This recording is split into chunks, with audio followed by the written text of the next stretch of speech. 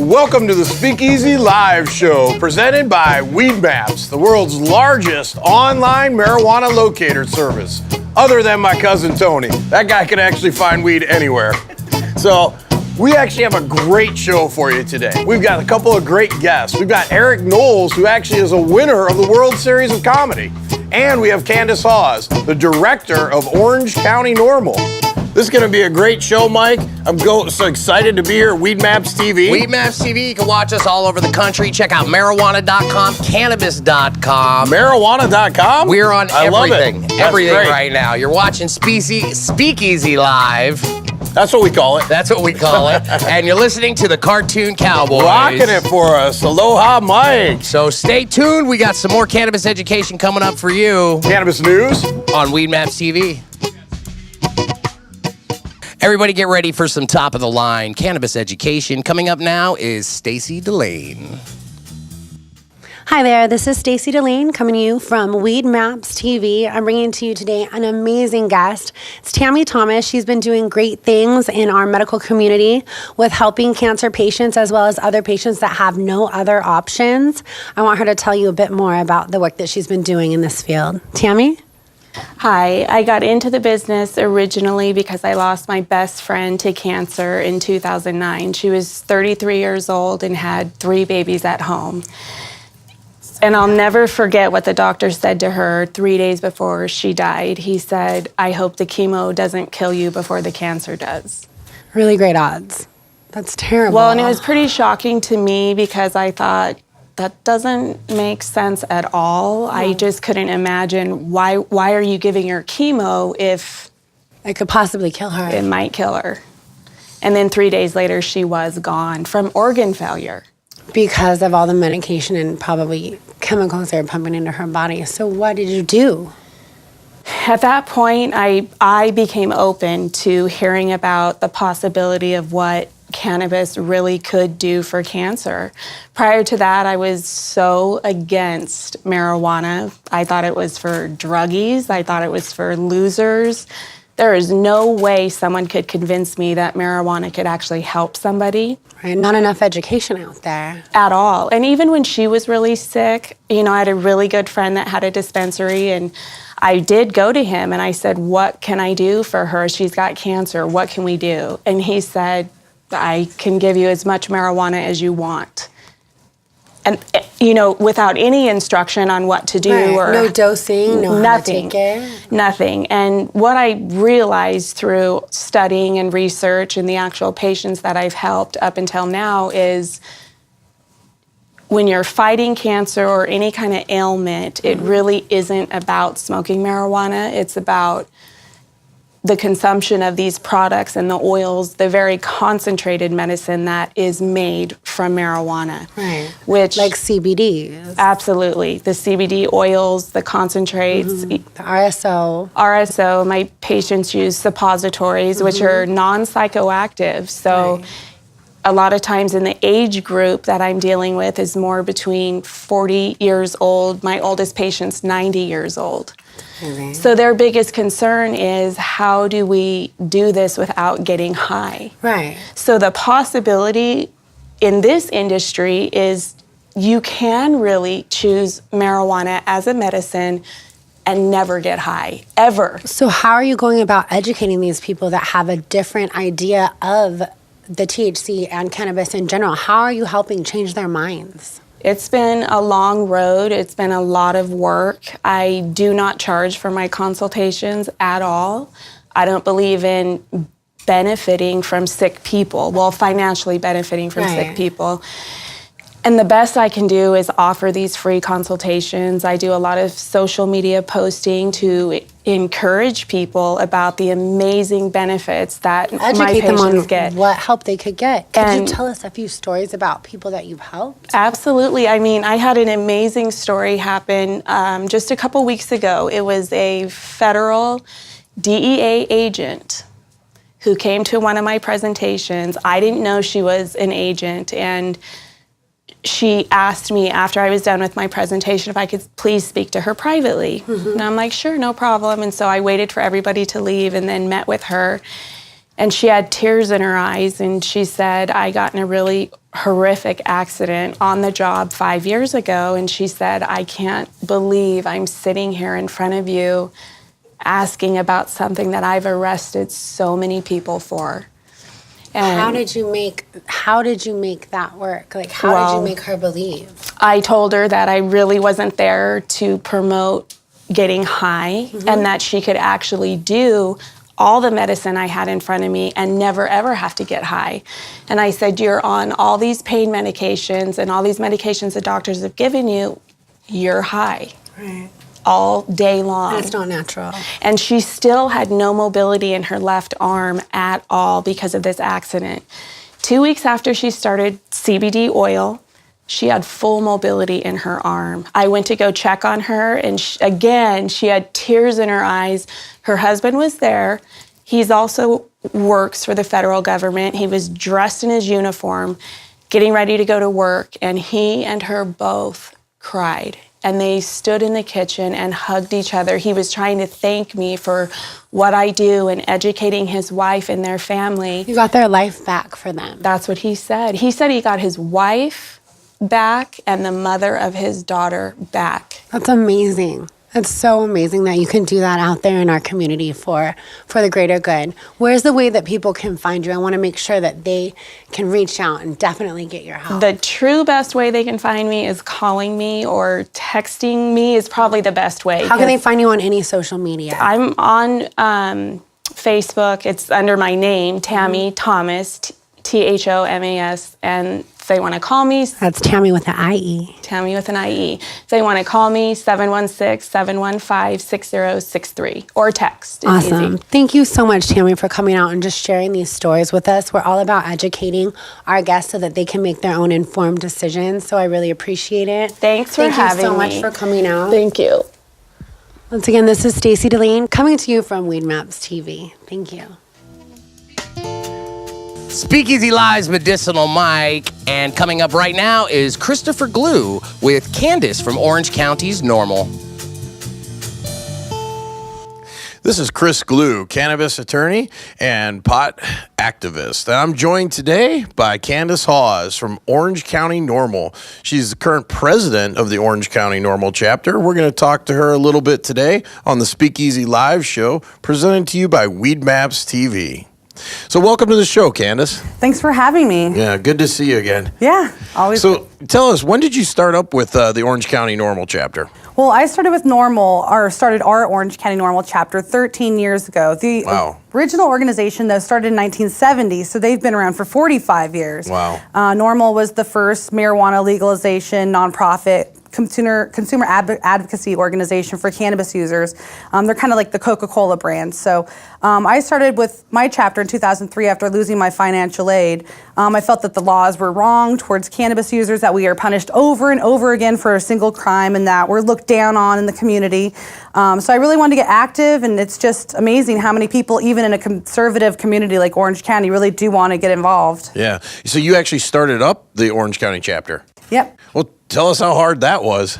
It was actually harder back then in 2003 to get IRS approval for our 501c3. I had to prove over and over again that the information that we were giving out wasn't propaganda. So I had to send them some of our literature information, and but we eventually were able to get that tax status. Since then, hundreds of collectives have applied for tax status since then, so they're probably more used to it nowadays. And there's more nonprofits around nowadays. We have veterans groups. We have groups that are just aimed towards medical marijuana or to the clinical research towards marijuana. So it's something they see more often now. So it's not as hard as when we tried to get our tax status. Right. And, you know, it's funny because a lot of our viewers may not know, you know, Orange County is a very traditional, conservative, you know, Republican hotbed. And, you know, you wouldn't think just firing up an Orange County NORML chapter to support the change and the reformation of cannabis laws would be very successful, especially in the height of prohibition.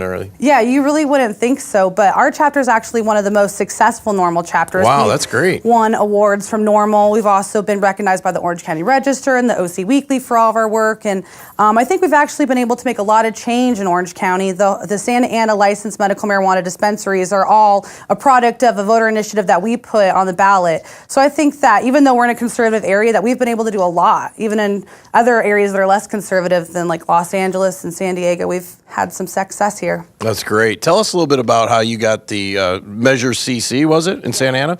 How did Orange County NORML and yourself play a role in that?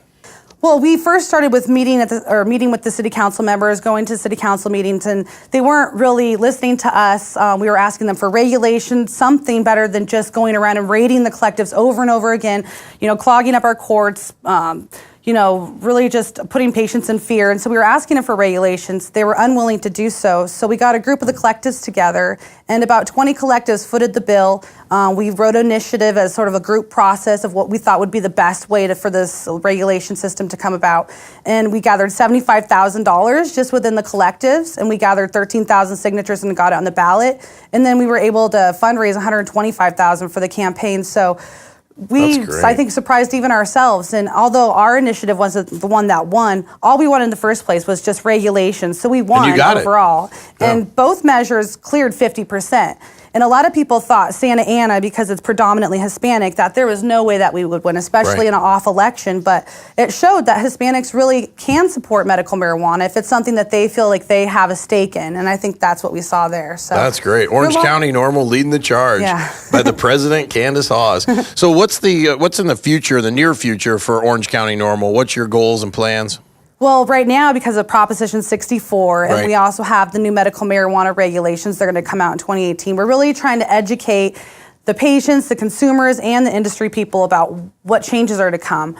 We have business and industry committee meetings where we're getting the industry players ready for what they're going to have to do in a legitimate market. We're keeping the patients up to date with what new laws are coming about. They've tried to pass DUID, driving under the influence bills for a couple years.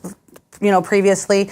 We also have had bills that we've had to fight where they wanted to tax medical marijuana, 10% and growers, So we're out there educating people and just getting them ready for what's going to happen in the future.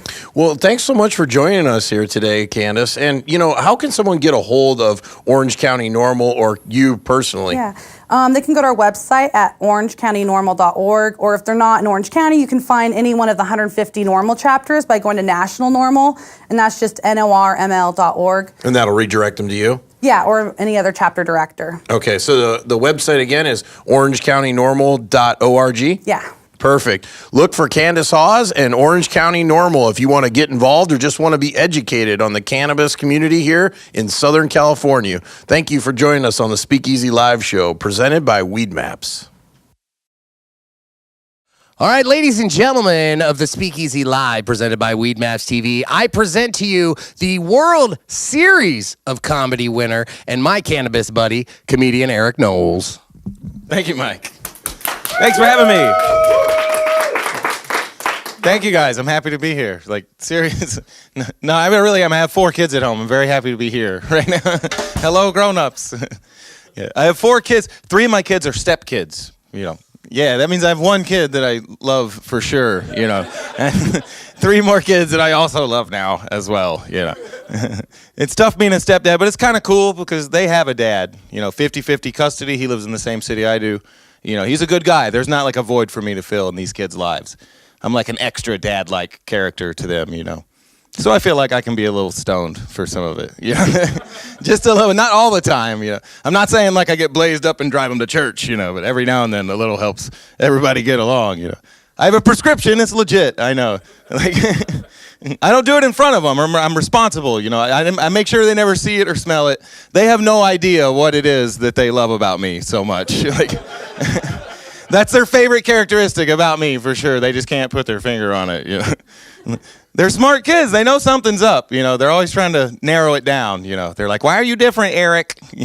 I'm like, what do you mean? How am I different? They're like, oh, all the other adults are stressed out and angry. You're always laughing and smiling. Yeah, I'm just like, I don't know. You guys are just cool, man. I'm hungry. Let's go have snacks. Yay, we love Erik. Best stepdad ever. I know that's controversial to stand in public and talk about raising children and smoking marijuana, but I don't see how anybody's doing it otherwise. Like, seriously. Clean and sober? Wow, that's impressive, man. Like, no, I have a stepdaughter. She's 9 years old. She's beautiful. She's my best friend. Riley's her name. She's my best friend officially. It's been 4 years, official BFFs, you know. Because 4 years ago for Christmas, she saved up her money and she bought me a BFF bracelet with hearts on it.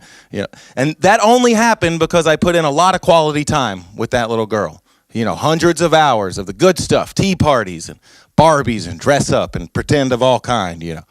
Yeah, none of that would have been possible without medicinal marijuana. That's the point I'm trying to make. Marijuana is bringing families together in 2016. All right, thank you guys. Appreciate it. Good night. That's it. Welcome to the Speakeasy live show news segment. We're joined here by Benjie Cooper and welcoming back Erik Knowles. Benjie, tell us what's in the news today. All right, Chris, thank you. Well, the Alaskan Marijuana Control Board met last week to hand out the state's first retail cannabis license to the owners of Frozen Buds in Fairbanks.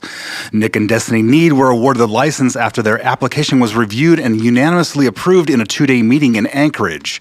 In addition to the retail license, the couple also obtained approval for a manufacturing facility where Frozen Buds will be producing a variety of edible products, including medicated ice cream, granola bars, banana bread, and various types of candy. Frozen Buds' retail cannabis permit is the first to be approved out of 16 initial applications under review by the Marijuana Control Board. The second permit was awarded to Enlighten, Alaska, which will be opening up in Anchorage. The projected opening date for Frozen Buds is October 1st. So they sell ice cream in Alaska. Yes. Okay, lovely. Good business model. A whole new name for bomb pops. Right. Northern Lights, right? Right, there you go. They don't even have to refrigerate them there either. Well, hey, Alaska has always been one of the leaders in the industry when it comes to progressive marijuana laws. So, you know, they had legalized marijuana before anybody, really. Then they repealed it. Since the 70s, I believe. Right. Yeah, it was illegal to have up to an ounce, I believe. So, you know, welcome back, Alaska. Yeah, and the great neighbors to the north. And sell all the ice cream you can to people living in Alaska. Frozen Buds is the first one. All right. Historic. I guess that's appropriate. Yeah. What else is in the news today, Benjie? All right, well, police in Vancouver, British Columbia, pulled a woman over on Tuesday for speeding in a school zone. But when the officer came to the window, he discovered that there had been some marijuana smoking going on in the car. Officer John Price said that as soon as she rolled down the window, it was pretty evident that the people in the car or the driver herself had been smoking a joint prior to being stopped. She did admit to smoking a joint and tried to excuse it away by saying her and some of the other moms this morning had a celebratory joint, celebrating that the kids were back in school. The officer opted not to charge or cite the driver of the car, stating that as a drug recognition expert, she wasn't high enough to justify the charges. Lovely. She wasn't high enough. All right. Chris, is that a bunch of legal crap? It sounds like a bunch of legal crap. Yeah, definitely legal crap. But, you know, the funny thing is that, you know, I'm surprised she wasn't smoking on the way to drop the kids off just to deal with that stress. But, right. You know. Well, she had the patience to wait until the kids were gone. Her. She was a responsible parent. Her and the other moms. But I'm sure a lot of moms can identify after summer vacation, the kids all home for 3 months. If there was ever a moment for a celebratory joint, that would definitely be one. Yeah, but wait till you get back to the trailer park. Yeah, exactly. Yeah, you can wait. Back to the trailer. Yeah, what's even best part of the story is that the officer was able to determine she wasn't too high to be driving just by visual observation. That's not real, right? There's no expert in determining fake. how. Let's go with that's a fake part. Canadian police can just tell. Yeah, they just take one look at you. He wasn't that high, eh? You are not that high. Yeah. Well, I hear the he police knew what are I was nicer talking up there about, so I let him go. Hey. And tell us what else is in the news, Benjie. All right, well, a recent study conducted at Duke University, King's College in the UK, and the University of Otago in New Zealand is showing that long-term marijuana use does not seem to be associated with an overall decline in physical health. Lead study author Marilyn Myers says we can see the physical health effects of tobacco smoking in this study, but we don't see similar effects for cannabis smoking. The study followed around 1,000 New Zealand residents from birth to age 38. Those who reported using cannabis for nearly 20 years did not show any signs of decline in lung function, increased risk of diabetes, high blood pressure, or any other abnormal deterioration of health. The only negative health effect that the study did find was a possible increase of periodontal disease resulting from dry mouth, or as it's known, cotton mouth, which can lead to tooth decay and tooth loss. Okay. That sounds like crap too. I feel like that's not real either. I've never had such dry mouth that my teeth rotted. There is they're such a saying thing called over meth time. mouth. They might have got confused. Right, because when you do poisons in your system, it takes all your saliva away from you, and then your teeth start to eat themselves. Correct. Bacteria, Cottonmouth yeah. lasts 4 minutes, maybe 5, till you get a drink. Right, you eventually find some Kool-Aid and it's But done. sometimes when you're so high, you forget, and it's been an hour and your mouth is still dry. Who are these people in these studies, man? I feel like these studies should be conducted in America. I'm not trusting the results we're getting from these overseas Well, this is a places. multi-country study. Oh, So this that is, must be valid then. yeah. So now we've learned that stoners now have to worry about meth mouth. Yes, the dry mouth, because it can be bad for your teeth Well, over you time. know, they found out too recently that all tests that were like before 5 to 10 years ago, they did not disinclude cigarette use. So a lot of the results they're showing are actually from the tobacco use, because they take the tobacco out recently and they're seeing completely different study results. And this study did account for tobacco use, and they isolated that. Whatever, and, Benjie. and they said that. Don't mess up his point, Benjie. That well, I'm trying to bring the facts Jeez. here. Stupid facts. Facts always get in confuse the way me of a with the good truth, story, right? don't they, Mike? Yes. So they're saying, with tobacco use aside, that factor taken out, people from age 26 through 38 did experience a increase in tooth decay from the dry mouth. Right, but Mike's referring to, I know what you're talking about. My teeth are great. With low birth weight, like all these studies from the 70s Yes. and 80s, they're starting Yes, to go that back and also. look at those and realize, well, a lot of those patients were smoking cigarettes too. So Right. yeah, low birth weight. But cigarettes were good for you back in the now they're 70s just and now 80s. starting to go back and do those studies for women who are pregnant and only smoking cannabis. And the difficulty with all these studies, I mean, you know, with a control group, you know, you don't know all the other environmental factors these people are exposed to. You know, what is their daily activity level? Are they exercising regularly? You know, do you have some guy that's out there eating donuts and sugar all day and not brushing his teeth? You know, what's going on here? You know, what's the qualifying factors that are leading to these types of results? And it's kind of hard to say what the average person is doing in the study. Right. Right, just because one person got rotten teeth. Right. Well, I'm sure I could it's more skew than the that. Because they noticed trends in the data. So I feel like Benjie was part of the study or something. He's really standing up for these unwittingly, maybe. It's Benjie's cousin who did the study, to be honest with you. He did his thesis on it. All right. Well, thank you for joining us on the Speakeasy Live show. This is our news segment. Go to WeedmapsTV to check us out. You can find all the latest news updates. You can see some of Erik Knowles' comedy. You can hear more of Benjie Cooper's news updates. And, of course, be entertained by the anecdotes of Medi Mike. Thanks for joining us. See you next time on the Speakeasy Live show. On behalf of myself, Medicinal Mike, and Mr. Christopher Glue, we'd like to thank everybody for tuning in to our very first episode of Weedmaps TV's Speakeasy Live. A big thanks to Kandice from OC's NORML. A big thanks to the World Series of Comedy winner, which makes him the funniest comedian in the entire World Series. World Series, yeah. Right. Any baseball player, he's funnier than them. Erik Knowles. Make sure you check us out, like us on Facebook, share us to your friends, and repost all our Instagrams. Anything? Check us out on Weedmaps TV. That's the spot. #1 online marijuana locator service. We'll be back again next week with more Speakeasy Live's Cannabis Education.